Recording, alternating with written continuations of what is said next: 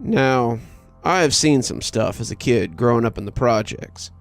Drug deals gone wrong in front of my elementary school, a drunk and high hobo trying to break into my middle school to stab each and every one of us, with a banana, we later found out, and my fair share of gang violence during my high school freshman years. But none of these, and many others I haven't mentioned, even come close to the stuff I've seen at this one friggin' private school I went to for 6 years. And no, I wasn't there for that long because I got held back. I just received my undergrad diploma, and I've thought a lot about this messed up stuff that defies any kind of explanation that I've seen at my old high school. Things so unbelievable it only makes sense to post them here and not anywhere else.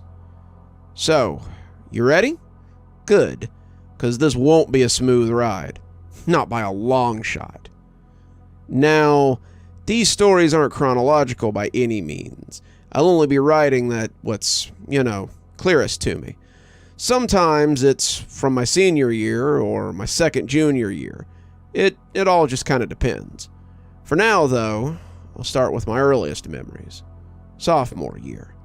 The year I transferred to William Harrison's preparatory school for gifted youngsters. Due to the aforementioned incidents I've talked about, and all the others that I didn't, my mom had started to look into alternative schools for me right around the March of my freshman year.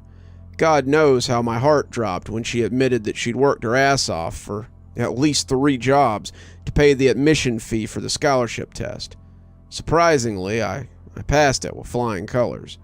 We had a huge blowout party with all my relatives, and later my old childhood friend threw me another party where we all drank ourselves into oblivion. Needless to say, I was looking forward to the future. Man, if only I'd known how much and how fast things would go downhill, I never would have taken that damn test. But hindsight is always a bitch. I remember the exact moment I knew the place was bad news. September, first day of school. I'd been feeling nervous about all the other rich kids seeing me in my mom's old car, but that feeling disappeared real quick when I laid eyes on the place. To say it scared the crap out of me would have been an understatement. It was a brooding structure that seemed like a wave ready to engulf, and although its architecture preceded its reputation, it felt less safe than any school I'd ever been to. It was a sunny day, but the shadow that building cast over me made the air so cold it felt like winter.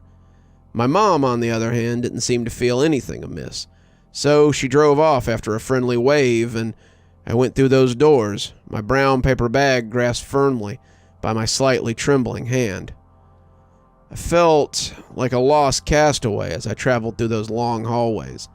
I knew which class I had to go to, but I just couldn't find it for the life of me. The place was like a maze, and never before had I ever felt so out of my depth. At one point, I got so frustrated that I just sat down on a stairwell that I'd happened to stumble on. It was on this very stairwell, feeling quite dejected, that a certain someone called out to me. "Hey, you okay, man?" I turned and found myself face to face with this guy who was wearing the same uniform as me. He had this kind of grin, and his round cheeks softly topped the ends of his smile. I felt at ease for the first time since I'd entered the place, and I struck up a conversation with him. His name was Derek, and he seemed like a really cool guy. I explained my situation to him, and he laughed it off, offering to take me to my class himself. We made some small talk, and he also seemed like a real down-to-earth guy. I had been worried this school would just surround me with these rich, spoiled white kids, but meeting Derek felt like a breath of fresh air.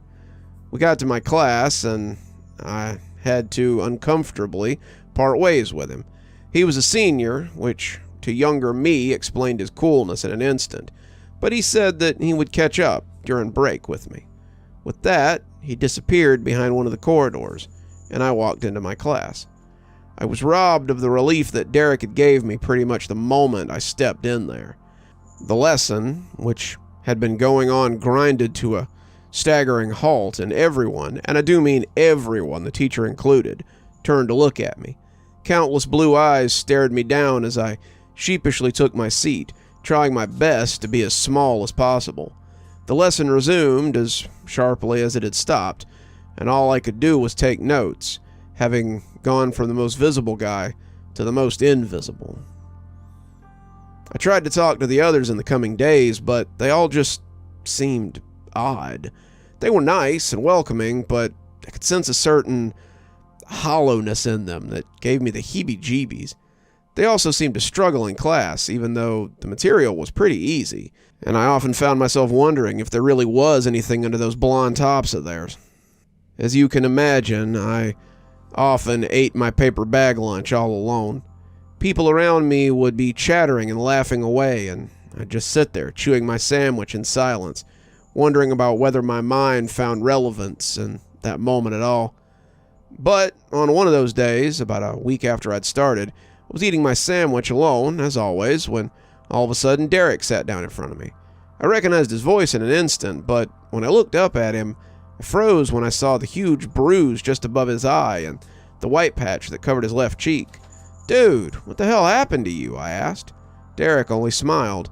He talked about being neck-deep in his studies for midterm exams and only now had the free time to come down and visit me. Although I was worried, I appreciated his company, so I didn't bring it up.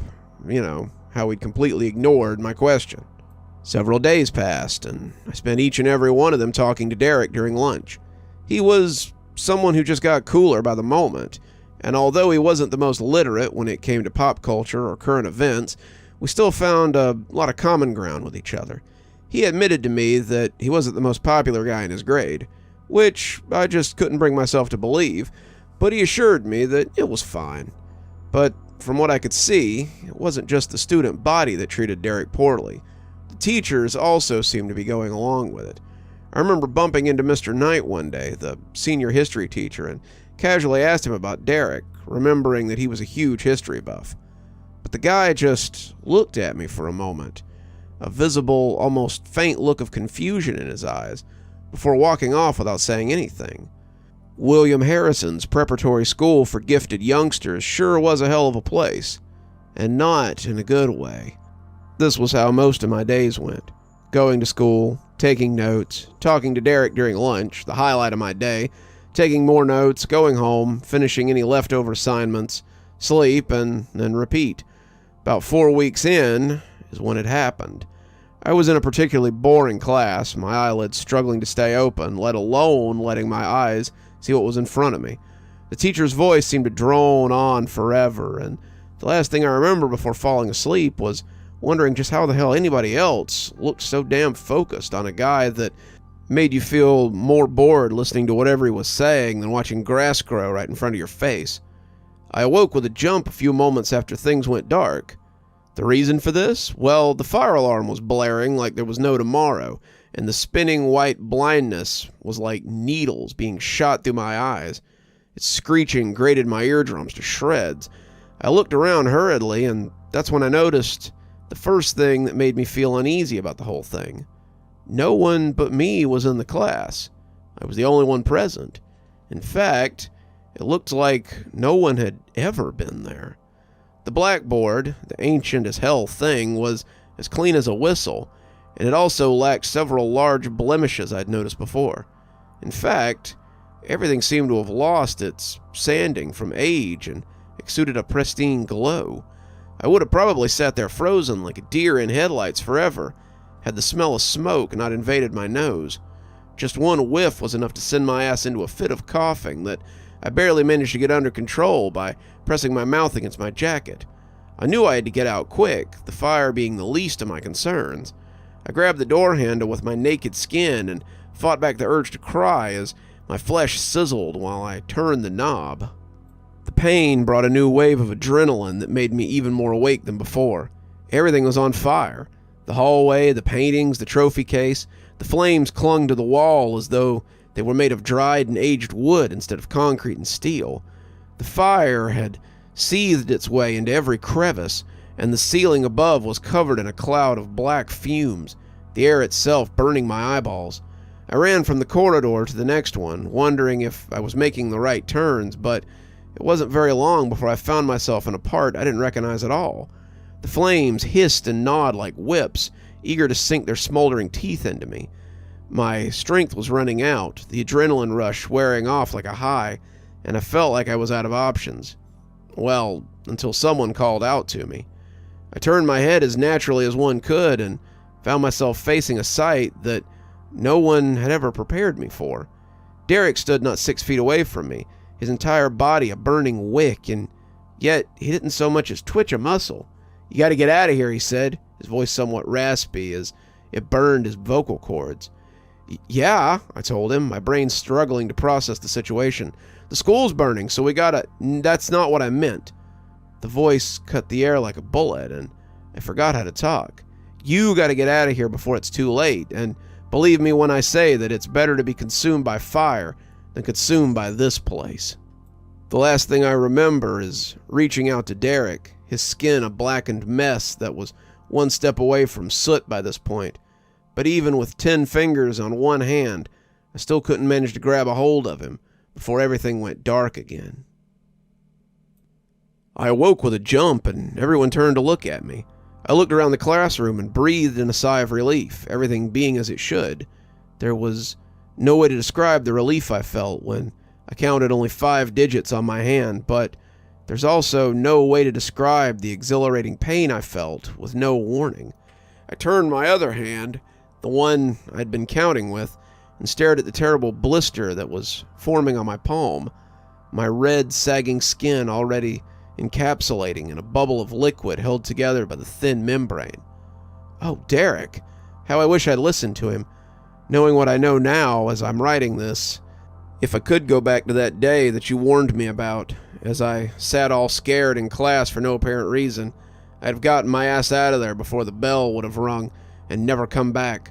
But since I'm writing this, you know I didn't. And trust me when I say that this was the least interesting thing I'm going to write about in this little report. You're still here. I thought you might be. Thanks for joining me for tonight's story. If your insatiable appetite for horror knows no bounds, might I suggest one of our playlists, or one of our previous stories in the archive? There should be one appearing at the end of the story any minute now. And of course, if you're not subscribed, why not go ahead and hit that subscribe button? Maybe hit that notification bell so you don't miss any of the spooky things that we do here. If you prefer your horror a little more analog, you can always pick up one of my books. There's a link below to my latest, and it'll take you to all the great things that I've posted on Amazon. For my book lovers in the audience, I always suggest coming on down to Patreon so you can become part of my ghostly reader tier and get a book anytime I write one, which is usually about twice a year. Speaking of my patrons, let's go ahead and thank them, shall we? Thanks to Unicorn Hollow for being our spooky ghost contributor. Thanks to Janet and Lady Vengeance for being our spooky skeleton tier contributors. Thanks to Hi Stacy, Winter, Xaronan, Emily Coltsfoot, Stephanie Carrington, Marianne Schuler, Tyler Parker, and Jennifer Damron for being our ghostly reader tier contributors. Thanks, everyone. We just couldn't do the show without you. If you think you might like to support the show in a more monetary fashion, come on down to Patreon. I have many tiers. I'm sure you'll find one that suits you best. I always recommend the Ghostly Reader tier, since you get a signed book anytime I write one on your doorstep. But I have many tiers, and again, I'm sure you'll find one to suit you. And as always, thanks for stopping by. Dr. Plague, signing off. Have a wonderful evening.